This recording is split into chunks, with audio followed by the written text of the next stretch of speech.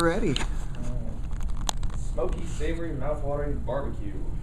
Everyone's eating barbecue. Hopefully everyone likes barbecue. To me, there's nothing better than the smell of hickory wood burning on a hot summer day.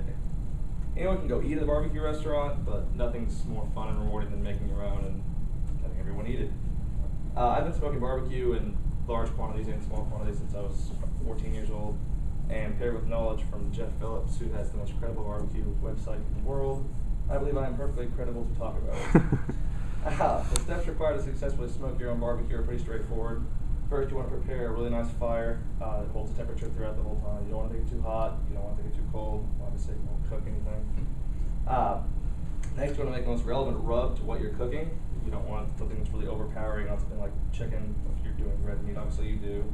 And last, you want to smoke it for the right amount of time and moisten it occasionally with sprays of apple juice.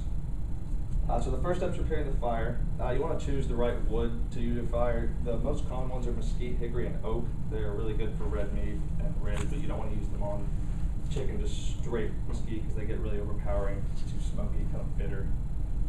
There are a lot of specialty woods available. The most common are fruit woods, apple, pecan, cherry. They're really good with fish and chicken. You can mix them in with hickory for a good apple flavor. Getting the correct amount of wood and coals to just the right temperature and holding it throughout the entire thing is the hardest part. You can use a chimney starter or newspaper. You don't really want to use lighter fluid. You can genuinely taste it. If you use a lot of it, that's disgusting. You don't want to taste butane while you eat. A chimney starter is like a big round thing. You can put newspaper under it. It really is easy to light it. If you don't have that, you can just put a ton of newspaper under it and get it started. I use a barrel smoker actually made. It's really easy to light. If you don't have that, obviously you want to use something else. But that's easy to light because you just put all the newspaper in the bottom and light it. It turns into a massive fire really quick. You want when you start with coals before you put the wood on, you want it to turn white. They'll be really red hot for a while. You don't want to cook them. You want it to get white and ashy, and it'll be really hot. It might not look like it's on fire, but it definitely is. The next step is to make a rub that covers it. There's two big styles of rubs that I use at least. First one's Kansas City style. It's my favorite. They focus on sugar. The thing with that is their rubs are mostly sugar, so you don't want to use them if you're a first-time barbecue guy, because if the temperature gets too hot, they will caramelize and they'll turn black and crusty and disgusting, and you don't want to eat that. If you're confident you can make a fire, it's not going to get too hot, go for it. It's delicious. It's the best. The next style is Memphis style. They don't use any sugar at all. They use a lot of peppers. It's really spicy for the most part. They also don't serve sauce at all. Kansas City sauce is usually served on the side. In Memphis, it's served dry. The cooking process is the last step. And when the smoker's reached about 225 and it's holding steady for like half an hour to eliminate all the cold spots, then you want to put the meat on. The time involved in the cooking process depends on what you're doing. If you're doing ribs, a really good thing to keep in mind is 3-2-1. 3 hours unwrapped, 2 hours wrapped, and then 1 hour unwrapped again.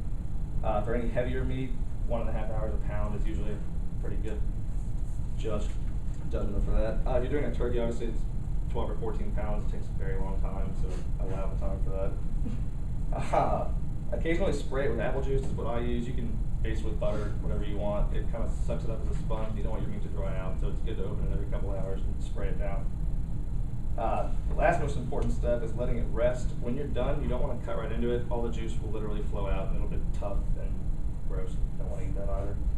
So you want to let it rest for about an hour so all the juice can recirculate, and then it will taste delicious and hopefully look like that. I made those like a couple weeks ago. And a really big barbecue competition I went to one year, I made a massive amount of ribs. It kind of looks gross to be honest, but they're really, really good. It does. It just looks like a big heaping pile of mess. In conclusion, smoking barbecue is a very long process, but it's really overall rewarding and delicious. Always make sure you have a good fire. Always make a rub that sounds good to you, and make sure the meat's cooked the correct amount of time so it's not either not done or burned to hell.